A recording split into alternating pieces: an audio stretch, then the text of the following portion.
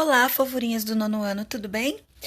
Bom, vocês viram na semana passada uma aula falando de retas paralelas cortadas por uma transversal e os ângulos que eram formados com esse cruzamento. Então, a Pro preparou essa aulinha aqui para explicar de uma forma melhor para vocês, para não sobrar nenhuma dúvida a respeito, tá bom? Então, vamos lá. Ângulos nas retas paralelas cortadas por uma transversal. Para entender melhor os conceitos, vamos fazer a seguinte atividade. Bom, para vocês fazerem essa atividade, vocês vão pegar uma folha de caderno, uma régua e um lápis de cor preto e depois mais 4 cores para vocês vão usar para poder fazer direitinho, tá? O que o Pro vai pedir. Pegue uma folha de caderno com pauta, ou seja, uma folha com linhas.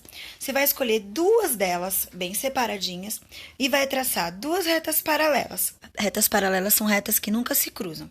E você vai chamar elas de U e V. E em seguida, você vai traçar uma transversal. Transversal é aquela que atravessa as 2 paralelas e que passe tanto por U quanto por V. Como assim, Pro?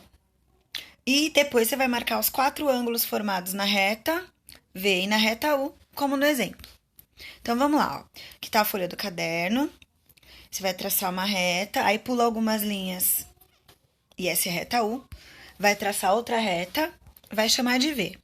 Essas 2 retas, elas são chamadas de paralelas porque se a Pro der continuidade tanto do lado esquerdo quanto do lado direito, elas nunca vão se encontrar, certo? E depois você vai traçar a transversal. Perceberam que ela corta tanto a reta U quanto a reta V? Então, essa minha reta transversal, que eu vou chamar de T, ela forma 4 ângulos com a reta U e 4 com a reta V, certo?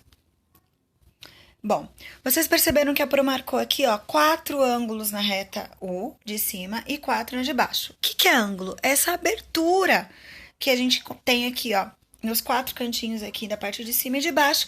E não sei se vocês perceberam também, mas os 4 ângulos juntos formam um circunferência.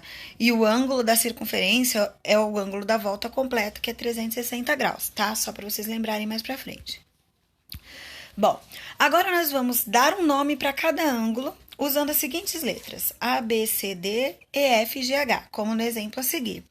E aí vocês vão pintar cada ângulo formado na reta V com uma cor diferente. Então, vamos lá, ó. O A eu pintei de vermelho, o B de verde, o C de amarelo e o D de azul.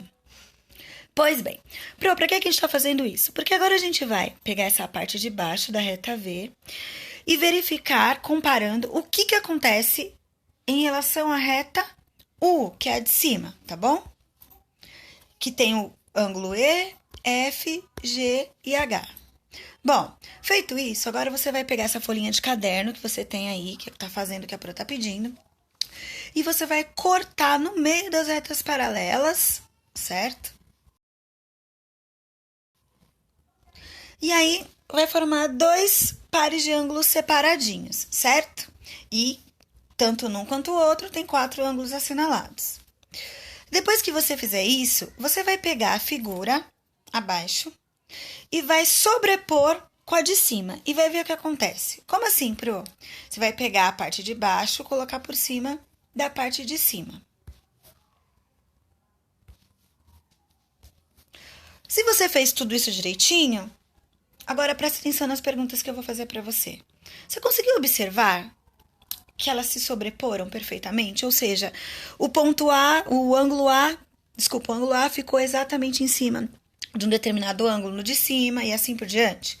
E perceberam também que a abertura dos ângulos da figura de cima possui as mesmas medidas do seu correspondente na de baixo?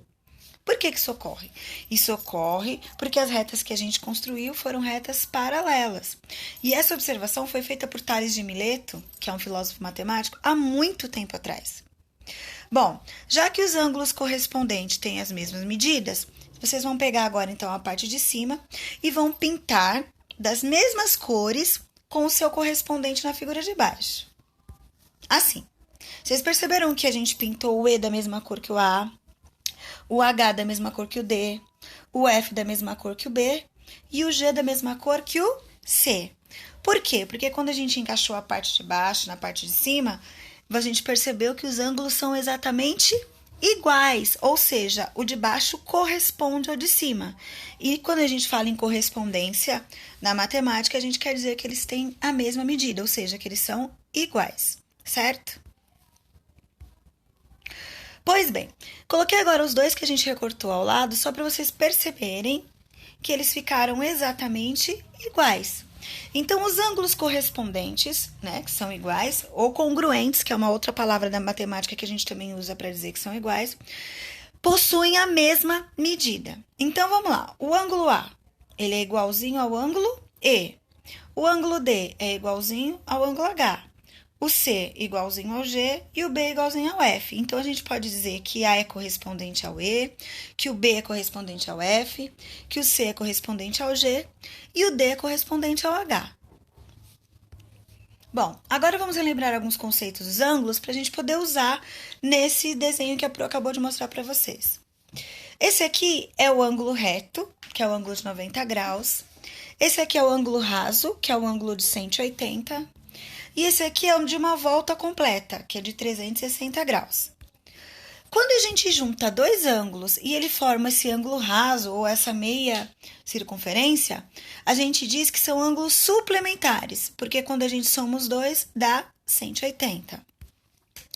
E quando a gente cruza duas retas formando quatro ângulos, o que a gente consegue? A gente consegue ângulos opostos pelo vértice. E esses ângulos opostos pelo vértice, para quem não lembra, vértice é o cruzamentinho aí do meio, onde forma um pontinho. Toda vez que a gente cruza, o ângulo que é oposto, ou seja, que está do outro lado, ele tem a mesma medida. Então, o ângulo A e o ângulo B têm a mesma medida. O ângulo C e o ângulo D também terão a mesma medida. Não significa que os quatro têm a mesma medida, não. O que eu quero dizer é que o ângulo A tem a mesma medida que o B e o ângulo C tem a mesma medida que o D. E quando a gente soma os quatro, dá sempre 360. Mas quando eu somo dois também, que está um do ladinho do outro, por exemplo, o A e o D, ou o A e o C, aí dá ângulos suplementares e a soma dá 180. Agora, observe aqui esse desenho. Pegou um pedacinho do que vocês fizeram na folhinha do caderno. Usando o conceito de ângulos suplementares, podemos afirmar que, se aproximar a parte vermelha com a parte azul, vocês verificam que dá meia circunferência? E meia circunferência dá 180 graus, ou seja, meia volta. Se aproximar o ângulo vermelho, que é o A, com o ângulo B, que é verde, também dá meia circunferência. Então, 180 de novo. Se eu somar o C com o B, forma mais meia circunferência. E se eu somar o C com o D, também. Então, todos eles são suplementares, porque quando a gente soma, dá 180. Pois bem, agora vamos pensar nos opostos pelo vértice. Quem seria o oposto pelo vértice do C? E quem seria o oposto pelo vértice do D? Bom, usando o conceito de ângulos opostos pelo vértice, podemos afirmar que o A é o oposto do C e o B é o oposto do D. Então, eu posso dizer que o A tem a mesma medida que o C e o B tem a mesma medida que o D. Bom, agora vamos lá. Vocês viram também na aula ângulos colaterais. Colateral quer dizer do mesmo lado. E colateral interno, Pro? Colateral interno, como o próprio nome já diz, é do mesmo lado, só que do lado de dentro. No caso do nosso desenho, seria dentro das paralelas. Então, olha só, do meu lado direito, dentro das paralelas, eu tenho o F e o A. Então, quando a gente somar os dois, vai dar 180, tá? Porque os colaterais internos, quando a gente soma, dá sempre 180. E do outro lado, dentro das retas paralelas, eu tenho o G e o D, que quando a gente soma também dá 180 graus, tá? Todos os ângulos colaterais, tanto internos quanto externos, quando a gente soma, dá sempre 180 graus. Então, aqui, ó, agora vamos para os colaterais externos. Externo significa fora das retas paralelas, tá bom? Então, ó, o ângulo E e o ângulo B estão do mesmo lado. Então, eles são colaterais, só que eles são externos porque eles estão do lado de fora. E se a gente somar o E com o B, também dá 180 graus. Agora, vamos para os ângulos alternos. Alternos, alternado, como o próprio nome já diz, é do outro lado, ou do lado oposto. Então, vamos pensar aqui no nosso desenho, na parte de dentro. das retas paralelas U e V, quem está do lado oposto do F? O D. Por quê? Porque eles são alternos internos. Está do outro lado, mas dentro das paralelas. No nosso caso, então, o A é alterno do G e o F é o alterno do D. E, diferente dos colaterais, quando a gente compara os ângulos alternos, ao invés da soma da 180, eles têm exatamente a mesma medida, tá? Por quê, Pro? Vamos lá. O ângulo A não tem a mesma medida do ângulo E, que é vermelhinho, que está lá em cima? Pois é. Só que o ângulo E é oposto pelo vértice ao G. Então, o E tem a mesma medida do E e o E tem a mesma medida do G. Então, eu posso dizer que os alternos internos têm sempre a mesma medida. Se o ângulo A for 50 graus, o G também vai ser 50. Se o ângulo F for 80, o D também vai ser 80, porque ele também é alterno interno, tá bom? Agora, alterno externo. Tá de lado oposto, só que agora fora das paralelas, tá? Lembrando que alternos são sempre congruentes, ou seja, têm a mesma medida. Então, aqui no caso, o H tá do lado esquerdo, fora da paralela. O B tá do lado direito, fora da paralela. E eles têm a mesma medida. Por que eles têm a mesma medida? Então, vamos lá de novo. O ângulo B é oposto pelo vértice ao ângulo D. Então, eles têm a mesma medida. O B tem a mesma medida que o D.